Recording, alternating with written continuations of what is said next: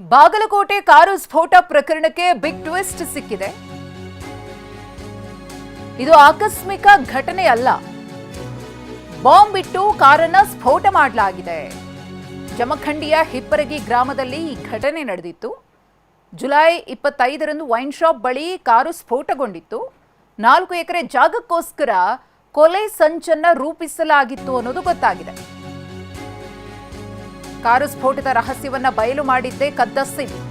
ಸ್ಫೋಟದ ರಹಸ್ಯವನ್ನ ಭೇದಿಸಿದ ಜಮಖಂಡಿ ಪೊಲೀಸರು ಕಳ್ಳತನ ಮಾಡಿದ್ದ ಸಿಮ್ ಮೂಲಕ ಆರೋಪಿಗಳಿಂದ ಕರೆ ಹೋಗಿದೆ. ಶಿವಾನಂದ ಜಲ್ಲಿ, ರೇವಣನಿಂಗಪ್ಪ ಬಿದರಿ, ಮಹಾದೇವ, ಮಲ್ಲಿಕಾರ್ಜುನ ಈ 4 ವ್ಯಕ್ತಿಗಳನ್ನ ಬಂಧಿಸಿ ಪೊಲೀಸರು ಪ್ರಕರಣ ಸಂಬಂಧ ವಿಚಾರಣೆಯನ್ನ ಮಾಡಿದ್ದಾರೆ. ವಿಚಾರಣೆಯ ವೇಳೆ ಸತ್ಯವನ್ನ ಬಾಯ್ಬಿಟ್ಟಿದ್ದಾರೆ. ಬರೋಬ್ಬರಿ 30 ಜಿಲೆಟಿನ್ ಕಡ್ಡಿಗಳನ್ನ ಬಳಸಿ ಕಾರನ್ನ ಸ್ಫೋಟ ಮಾಡಲಾಗಿದೆ ಅಂತ ಹೇಳಿದ್ದಾರೆ ಬಂಧಿತ ಆರೋಪಿಗಳು. ನಮ್ಮ ಪ್ರತಿನಿಧಿ ಎಸ್ಪಿ ಅವರ ಜೊತೆಗೆ ಪ್ರಕರಣ ಸಂಬಂಧ ಮಾತುಕತೆ ನಡೆಸಿದ್ದಾರೆ, ನೋಡೋಣ. ಏನು ಭಾರಿ ಪ್ರಮಾಣದಲ್ಲಿ ಕುತೂಹಲ ಮೂಡಿಸಿದ್ದ ಏನು ವೈನ್ ಶಾಪ್ ಮ್ಯಾನೇಜರ್ನ ಒಂದು ಕಾರು ಬ್ಲಾಸ್ಟ್ ಪ್ರಕರಣ ಕೊನೆಗೂ ಕೂಡ ಒಂದು ರಹಸ್ಯ ಈಗಾಗಲೇ ಭೇದಿಸಿರುವಂಥದ್ದು. ಬಾಗಲಕೋಟೆ ಜಿಲ್ಲಾ ಪೊಲೀಸರು ಹಾಗೂ ಎಸ್ ಪಿ ಅವರ ಮಾರ್ಗದರ್ಶನದಲ್ಲಿ ರೋಚಕ ಒಂದು ತನಿಖೆ ನಡೆಸಿ ಈ ಒಂದು ಪ್ರಕರಣ ಬಯಲಿಗೆ ತಂದಿದ್ದಾರೆ. ಅವ್ರನ್ನ ಮಾತಾಡ್ಸೋಣ. ಎಸ್ ಪಿ ಸರ್ ನಮ್ಮ ಜೊತೆ ಇದ್ದಾರೆ. ಏನು ಹೇಳ್ತಾರೆ ಸರ್, ಈಗ ಎಸ್ಪೆಷಲಿ ಈ ಒಂದು ಕೇಸು ತುಂಬಾ ಕುತೂಹಲ ಮೂಡಿಸಿತ್ತು ಎಲ್ರಿಗೂ. ಯಾಕಂದರೆ ಅಷ್ಟೇ ಭಯಾನಕವಾಗಿತ್ತು. ಆ ಒಂದು ಕಾರ್ ಸ್ಪೇರ್ ಪಾರ್ಟ್ಸ್ಗಳು 100 ಮೀಟರ್ ಛಿದ್ರವಾಗಿದ್ದವು. ಅಲ್ಲಿ ಯಾವುದೇ ಸ್ಫೋಟಕ್ಕೂ ಕೂಡ ಸಿಕ್ಕಿರಲಿಲ್ಲ ಅಂತ ಹೇಳಿದ್ರಿ. ಕೊನೆಗೂ ಕೂಡ ಒಂದು ಕೇಸ್ ಪತ್ತೆಯಾಗಿದೆ. ಏನು ಹೇಳ್ತೀವಿ ಸರ್, ಯಾವ ಥರ ಇದು ಡಿಟೆಕ್ಟ್ ಆಯಿತು? ನಾವು ಈ ಕೇಸಲ್ಲಿ 4 ಜನಕ್ಕೆ ಅರೆಸ್ಟ್ ಮಾಡಿದ್ದೀವಿ. ಅಲ್ಲಿ ಮೇನ್ ಆರೋಪಿ ನಮ್ಮದು ಶಿವಾನಂದ್ ಜಲ್ಲಿ. ಅವನಿಗೆ ಮುಂಚೆ ಬ್ಲಾಸ್ಟಿಂಗ್ ಎಕ್ಸ್ಪೀರಿಯನ್ಸ್ ಇತ್ತು. ಪ್ರೀವಿಯಸ್ ಬ್ಲಾಸ್ಟಿಂಗ್ ಎಕ್ಸ್ಪೀರಿಯನ್ಸ್ ಇಟ್ಕೊಂಡು ಇವರು ಪ್ಲಾನ್ ಮಾಡಿದರು.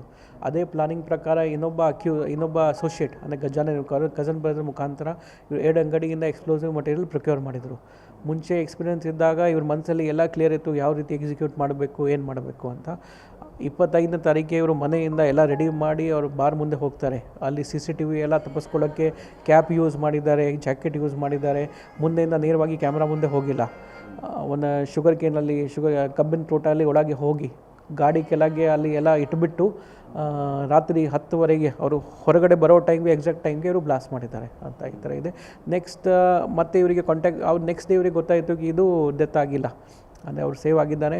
ಇವರು ಮೇನ್ ಮೋಟಿವ್ ಏನಿತ್ತು ಅದು ಫೇಲ್ ಆಯಿತು. ಅಂಗಡಿಗಳು ಎಲ್ಲೆಲ್ಲಿ ಸರ್, ಅವ್ರ ಮಾಲಕರ ಮೇಲೆ ಏನಾದರೂ ಕ್ರಮ ಆಗಿದೆ? ಅವರಿಬ್ಬರು ಮಾಲೀಕರು ಕಮ್ಮ ಮ್ಯಾನೇಜರ್ ಮೇನ್ ಪರ್ಸನ್ ಯಾರು ಇರ್ತಾರೆ ಅವರಿಬ್ಬರಿಗೆ ಕೂಡ ನಾವು ಸಿಕ್ಯೂರ್ ಮಾಡಿದ್ದೀವಿ. ಒಂದು ಅಂಗಡಿ ಅಥಣಿಯಲ್ಲಿ ಇದೆ, ಒಂದು ಕನ್ನೂರು ಬಿಜಾಪುರ ಲಿಮಿಟಲ್ಲಿ ಇದೆ. ಅದೇನು ಸಿಗದೇ ಇದ್ದ ಸ್ಫೋಟಕ ವಸ್ತುಗಳು ಏನೂ ಅಲ್ಲಿ ಲಭ್ಯತೆ ಇಲ್ಲದೇ ಇರುವಂಥ ಸಂದರ್ಭದಲ್ಲೂ ಕೂಡ ಇದು ನೀವು ಅದನ್ನು ಭೇದಿಸಿರಿ. ಎಷ್ಟು ಚಾಲೆಂಜಿಂಗ್ ಆಗಿತ್ತು ಸರ್? ಅದು 100% ಚಾಲೆಂಜಿಂಗ್ ಇತ್ತು. ಈಗಾಗಲೇ ತಮಗೆ ಹೇಳೋ ಪ್ರಕಾರ ಅವರು ಫೋನ್ ಯೂಸ್ ಮಾಡಿಲ್ಲ ಅವರು, ಮತ್ತು ಟೆಕ್ನಿಕಲ್ ಡೇಟಾ ಕೂಡ ನಮಗೆ ಏನೂ ಸಿಕ್ಕಿಲ್ಲ. ಮತ್ತು ಎಕ್ಸ್ಪ್ಲೋಷನ್ ಆದ ನಂತರ ಅವರು ಯಾವುದೂ ಸೊಫಿಸ್ಟಿಕೇಟೆಡ್ ಎಕ್ಸ್ಪ್ಲೋಸಿವ್ ಡಿವೈಸ್ ಯೂಸ್ ಮಾಡಿಲ್ಲ. ಟೈಮರ್ ಇರಲಿ ಬೇರೆ ಅವರು ಇಲ್ಲಿ ಕ್ರೂಡ್ ಫಾರ್ಮಲ್ಲಿ ಯೂಸ್ ಮಾಡಿದ್ದಾರೆ. ನಮ್ಮವರು ಬ್ಯಾಕ್ ಟ್ರ್ಯಾಕ್ ಮಾಡಿ ಎಲ್ಲ ರೀತಿ ಟ್ರ್ಯಾಕ್ ಮಾಡಿ ಅವರು ಈ ಥರ ಡಿಟೆಕ್ಟ್ ಮಾಡಿದ್ದಾರೆ. ಇದಿಷ್ಟು ಬಾಗಲಕೋಟೆ SP ಆಗಿರುವಂತಹ ಸಿದ್ಧಾರ್ಥ ಗೋಯಲ್ ಅವರ ಮಾತು. ಕ್ಯಾಮ್ರಾಮನ್ ಬಾಪು ಜೊತೆ ರವಿ ಮುಖಿ, TV9 ಬಾಗಲಕೋಟೆ.